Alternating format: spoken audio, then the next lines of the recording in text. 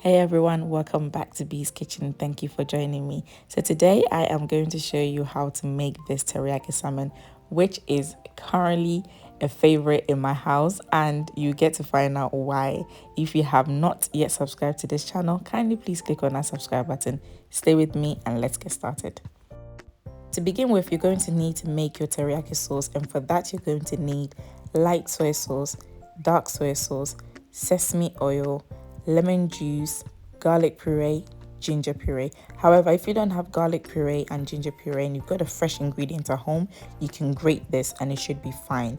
And then finally, to balance out all the saltiness from the soy sauce, you're going to need brown sugar or honey. If you don't have honey and you don't have brown sugar, you can certainly use white sugar.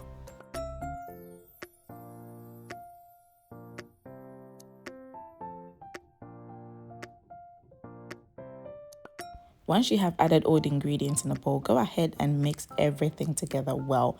Ensure that everything is well combined. And next, I'm going to go ahead and add my salmon fillet. I purchased this salmon fillet from my local fish market, and I also asked them to cut it into 4 pieces and also remove the scale. So all I did when I came home, wash it with lemon and water, pat it down, and then now I am just adding it to the teriyaki sauce and mixing everything together well.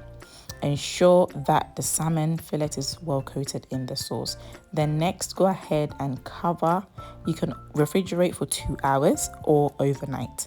I refrigerated mine overnight. So the next day, I removed it from the refrigerator. I added a little bit of oil to a pan, ensured that the pan was nice and hot.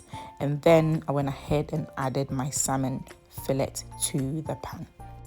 Also guys, when it comes to cooking salmon, it all depends on the thickness of your salmon. As you can see, mine is quite thick. So I'm going to fry each side for 5 minutes. I don't want my salmon to be dry, so I'm going to ensure that I don't overcook my salmon. So if your salmon is not as thick as this, you may want to reduce the amount of time that each side fries for. So as you can see, the skin side has fried for 5 minutes. So I'm just flipping it over and just allow the opposite side to also fry for 5 minutes. And then 5 minutes on the other side, I'm just flipping it over. And what I'm going to do next is I'm just going to go ahead and just glaze the salmon with the rest of the teriyaki sauce. I'm now going to glaze the salmon with the remaining teriyaki sauce, and using a spoon, I'm just going to baste the salmon with the teriyaki sauce. And honestly guys, because I said I don't want my salmon to be dry, as soon as the sauce got thick, I removed it from the fire and served the salmon straight away. So I served the salmon on a plate, and then also I garnished it with some sesame seeds and spring onions.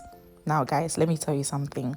My husband is actually not a fan of salmon until I made him this teriyaki salmon. And since then, he has had it more than 5 times. He cannot get enough of this teriyaki salmon. So if there's anyone in your house who actually doesn't enjoy salmon, make this for them and their life will be changed. As always, thank you so much for joining me. If you have not yet subscribed to this channel, kindly please click on that subscribe button.